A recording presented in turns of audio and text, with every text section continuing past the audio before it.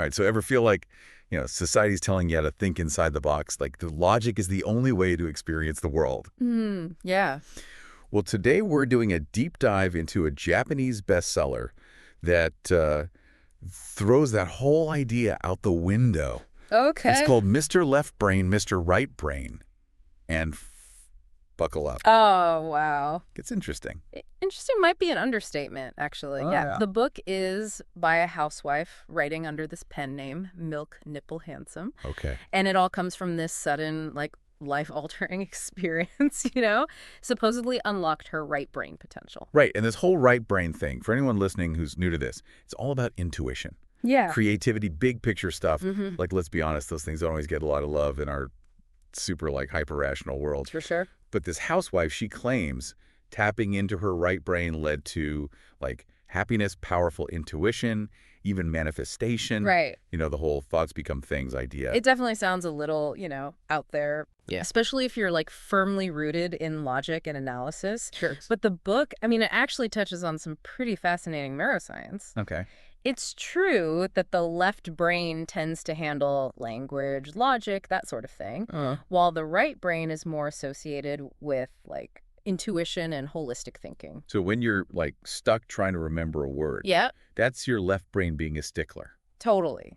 But that gut feeling that tells you to, like, avoid a certain route home, maybe that's your right brain trying to speak up. Precisely. Yeah, okay. And the book argues that we've become so reliant on our left brains, like on constantly analyzing and dissecting everything, Right. that we've kind of lost touch with this, like, innate right brain wisdom. Which brings us back to our enigmatic housewife, Milk Nipple Handsome. Right.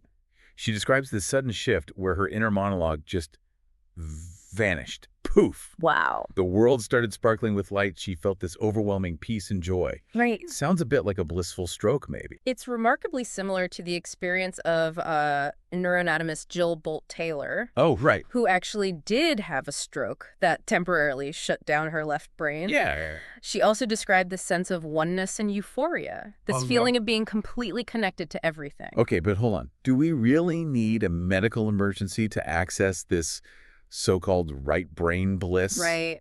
This is where the book takes a bit of a leap. Yeah. Absolutely, yeah. The book claims to offer a way to, like, awaken this ancient brain, this Okay. right brain that our ancestors supposedly relied on for survival. So imagine a world with no deadlines, no emails, Right. no nagging voice in your head telling you to optimize every single moment. Mm-hmm. Kind of like how animals experience the world. Yeah. Just pure, unadulterated being. The book draws a parallel to, the heightened senses and intuition we see in animals. Oh, interesting. They don't overthink things, they just react based on instinct and sensory input. Which, if you think about it, is a pretty good strategy in a world full of predators and, like, constantly shifting environments. Absolutely. Somewhere along the line, us humans got, I think, a little too clever for our own good. Yeah, the book argues that all this left brain analysis has kind of trapped us in this cycle of constantly dwelling on the past and worrying about the future. Oh, for sure. It's what the author calls the tyranny of why. And haven't we all been there? Oh, yeah. Stuck in that loop of what ifs and should haves, Yeah. completely missing out on the present moment, Poor. the one that's actually happening right now. It raises an important question, I think, for the listener. Oh, what's that? Like, how much of your energy is spent analyzing, planning, worrying, Right. when you could be experiencing the world, like, directly Yeah. through your senses, through your intuition? Right, because if we're constantly stuck in our heads, overthinking every little thing, Yeah. how can we possibly be open to new possibilities? Right. To those flashes of insight that might lead us down, like, a totally different path. And this is where the book ventures into even more controversial territory. The realm of manifestation. Ooh. Okay. Milk Nipple Handsome makes a pretty bold claim. What's that? The law of attraction, that whole, like, attracts-like thing, only works when you shift to right brain thinking. Okay, now this is where even I start to get a little skeptical. Sure. Because my left brain is screaming, show me the evidence. Yeah. But then again, haven't we all had those moments where something we deeply desired just seemed to, like, fall into place, almost effortlessly? The book argues that logic actually blocks those, like, unrealistic desires. Okay. It keeps us tethered to what we already know, to past experiences and perceived limitations. Right. The right brain, on the other hand, is open to all possibilities. So instead of logically concluding that I'll never be a successful artist, Mm-hmm. your right brain is like, let's paint a masterpiece. Exactly. Well, it's not quite as simple as just thinking happy thoughts. Sure. But the book does emphasize taking small, intuitive steps toward your goals. Okay. Rather than getting bogged down in the how and why. Which brings us to another fascinating Yes. and arguably far-out concept, Mm. the collective consciousness. Right. This is where Milk Nipple Handsome really leans into the woo-woo. Right. She draws on Carl Jung's theories Okay. of a shared consciousness that we can all tap into. Interesting. She even shares anecdotes about, like, knowing what her family needed before they even asked. Wow. Almost like a telepathic connection. Okay, now we're getting into spooky action at a distance territory. Right. But hasn't everyone had those weird coincidences where you think of someone and they call? Totally. Or you suddenly know something you have no logical explanation for? It definitely raises questions Yeah. about how connected we truly are Right. and whether we can access information beyond our individual minds. So the big question is, can we actually train ourselves to tap into this right brain potential on demand? Right. Is this ancient brain something we can, like, awaken intentionally? That's the big question. Right, because if we can unlock this hidden wisdom, this wellspring of peace and intuition, Yeah. wouldn't that be something? It would be amazing. But how do we even begin to quiet that relentless left brain chatter Right. and tune into a different frequency? Well, that's why we'll pick up after a quick break. Ooh, a cliffhanger. We'll delve into the book's methods for awakening the right brain Okay. and explore whether it's truly possible to bridge the gap between logic and intuition. All right. Can't wait. So we established that Milk Nipple Handsome, she Yeah. believes wholeheartedly in this idea of, like, a dormant right brain. Yeah. This ancient brain just waiting to be awakened. Right, right. But how exactly does one, go about this awakening? The book dives into some pretty intriguing and, let's be honest, Yeah. pretty out there concepts. Okay, like what? Give us the good stuff. What kind of mind-bending ideas are we talking about here? Well, for starters, she describes having this out-of-body experience where Yeah. she, like, witnessed the Earth disappearing and reappearing. Oh, Earth's just blinked out of existence. Okay, now my left brain is doing backflips trying to make sense of this. Right. It's wild. What's the takeaway here? So she uses this experience to illustrate her belief Okay. that the universe constantly creates a new reality for us based on our decisions. Oh, wow. Like each choice we make, Mm-hmm. she argues, spawns a whole new stage upon which our lives play out. So it's like a choose-your-own-adventure universe, Right. but with way higher stakes. Exactly. But how does this tie back to the right brain and the collective consciousness thing? So she connects this experience to Jung's idea of the collective unconscious. Okay. That vast reservoir of, like, shared experiences and archetypes that we all tap into. Right. Her theory is that by accessing the right brain, we can consciously navigate these different stages of reality and actually, like, influence our experiences. All right, so not only can we potentially manifest things with our right brain, Mm-hmm. but we might also be able to hop between alternate realities. My head is spinning, but I gotta admit, it's a pretty mind-blowing concept. It certainly pushes the boundaries of, conventional thinking. Yeah. But then again, this whole deep dive IS about exploring those unconventional ideas, right? Absolutely. And speaking of unconventional, the book also touches on the idea of synchronicity. Yes. Those weird coincidences that feel like more than just chance encounters. Now, totally. Like when you're thinking about an old friend, Yeah. and then they call out of the glue. She believes these synchronicities are like messages from the universe, So interesting. guiding us towards our right brain awakening. Okay.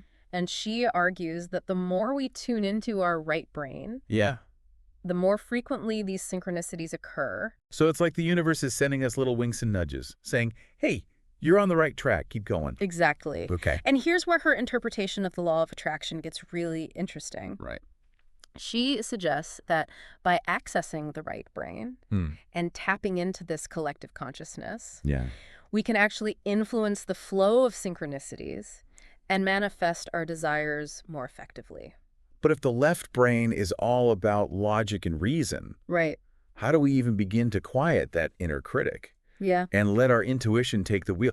I mean, it feels like my left brain is constantly trying to analyze and categorize everything, Yeah. even my own thoughts and feelings. The book suggests that the left brain, with its focus on like past experiences and analytical thinking, Yeah. actually blocks the flow of manifestation. Okay. It's constantly telling us what's possible based on what's already happened, Right. which limits our potential for like growth and change. So if you're stuck in a loop of negative thoughts Mm-hmm. and limiting beliefs, Yeah. your left brain is basically acting like a grumpy bouncer at the door of your dreams, Totally. saying, sorry, you're not on the list. Exactly.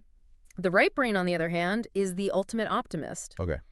The wide-eyed explorer who sees infinite possibilities in every moment. Right. It doesn't get bogged down in the how or the why. Yeah. It just knows. All right. I'm starting to see the appeal of this right brain awakening thing, I gotta say. Right.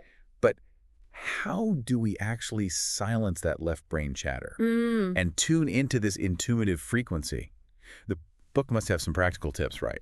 So the book suggests various techniques for quieting the left brain and cultivating, right brain awareness. Like what? Things like meditation, spending time in nature, engaging in like creative activities, Right. anything that helps you shift from, mental analysis to sensory experience. So it's about getting out of our heads Yes. and into our bodies, into the present moment. Exactly. Instead of constantly planning and analyzing, we're encouraged to just be, to observe, to feel. Exactly. It's almost like tapping into that primal awareness that animals seem to possess so effortlessly. Exactly. Remember that ancient brain we talked about? Yeah. The author argues that our ancestors relied heavily on their right brain for survival. Right. They didn't have the luxury of, like, overthinking every decision. Yeah. They had to act instinctively Right. based on intuition and sensory input. Which makes sense when you consider the dangers they faced on a daily basis. Totally. You wouldn't want to be analyzing the pros and cons of going away from a saber-toothed tiger. Yeah, no kidding. You just run. Exactly. So in a way, this right brain awakening is about reclaiming a part of ourselves that's been, like, dormant for far too long. I see, yeah. It's about rediscovering a way of knowing and experiencing the world that's more intuitive, more connected, Right. more in tune with the rhythms of nature. But, the book goes even further, doesn't it? Oh, you mean the part where Milk Nipple Handsome claims to, like, receive daily downloads of knowledge from the universe? Yes, exactly. Yeah, that definitely piqued my curiosity, I gotta Yeah. say. It's like she went from struggling to find the right words to suddenly channeling cosmic wisdom. Right. It's quite a leap. Yeah. This is where things get a little more esoteric, even for this deep dive. Sure. She describes waking up each morning with these new insights about consciousness and the universe, complete with, like, accompanying images. Whoa. Yeah, she even compares it to accessing the Akashic records. Okay, hold on. Yeah. That mythical library of all knowledge that exists on some spiritual plane? Okay, now we're venturing into territory that even my open-minded self finds a little hard to swallow. It's important to remember that these are her personal experiences. Of course. Great interpretations, and they might not resonate with everyone. Yeah. But whether or not you believe in the Akashic records, Yeah. the idea of accessing a deeper level of knowledge through the right brain is, intriguing, wouldn't you say? Definitely. It makes you wonder what we're truly capable of if we could tap into that potential. But she also cautions about the left brain trying to, like, sabotage this process, right? Yes, exactly. Like it's threatened by this newfound wisdom. Yeah. And wants to pull us back into the familiar world of logic and reason. She describes this constant inner critic, the voice of logic and reason, Oh, yeah. trying to convince her that these insights are just, her imagination running wild. Oh, right. But she encourages readers to push past this resistance and trust their intuition, Okay. even if it seems illogical or unconventional. Right. It's a battle between two different ways of knowing, two different ways of experiencing the world. So it's like a tug of war between the left brain, which is all about analyzing and controlling, and the right brain, which is about surrendering to the flow and trusting the whispers of intuition. But how do you tell the difference between, like, genuine intuitive guidance and, let's be honest, just plain wishful thinking? All right. That's where things get a little tricky. That's a great question, and one that we'll delve into further in our next part. Right. We'll explore the challenges of discerning between, fear-based thoughts and true intuition. And we'll discuss some practical tips for integrating both left and right brain wisdom into our daily lives. Sounds good. Looking forward to it. Okay, so we've explored this fascinating and I'll admit mind-bending concept of right brain awakening. But let's be real. It's easy to get swept up in like the excitement of tapping into our intuition and manifesting, our dream lives. How do we know if we're truly following our inner wisdom or just chasing feel-good fantasies? That's the million-dollar question, isn't it?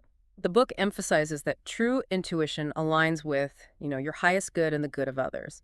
It's not about impulsivity or self-serving desires. It's about making choices that lead to, like, genuine fulfillment and contribute to something larger than yourself. So it's not just about feeling good in the moment. It's about making choices that align with our values, our purpose, even if those choices are challenging or, like, require us to step outside our comfort zones. Precisely. And this is where the integration of both left and right brain becomes crucial. We don't want to throw logic out the window entirely. The left brain can help us, assess the potential consequences of our actions, while the right brain provides that like intuitive nudge. It's about finding that sweet spot where they work together harmoniously. So it's like a dance between logic and intuition, each informing and balancing the other.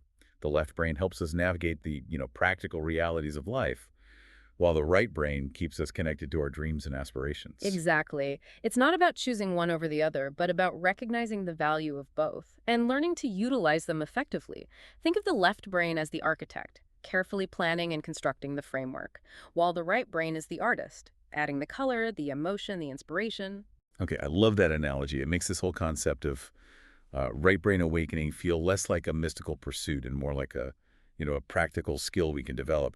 But for those of us who are like deeply entrenched in the left brain world, how do we even begin to cultivate this right brain awareness? The book suggests, various activities that kind of stimulate the right brain. Things like art, music, dance, spending time in nature, meditation, anything that allows you to tap into your creativity and intuition. It's about stepping outside of your usual routines and allowing yourself to experience the world in a new way. So it's about getting out of our heads and into our bodies, into the present moment.